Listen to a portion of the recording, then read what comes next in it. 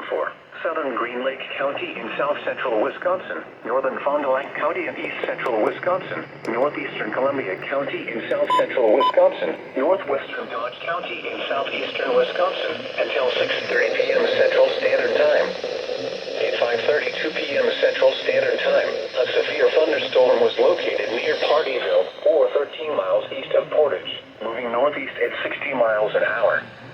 Hazard, 60 miles an hour wind gusts and quarter-size hail. Source, radar indicated. Impact, hail damage to vehicles is expected. Expect wind damage to roofs, siding, and trees. Locations impacted include Fond du Lac, Ripon, North Fond du Lac, Randolph, Markesan, Rosendale, Ryle, Green Lake, Brandon, Cambria, Southern Lake Winnebago, El Dorado, Alto, Manchester, Fairwater, Friesland, Kingston, Van Dyne, Marquette, and Laguna.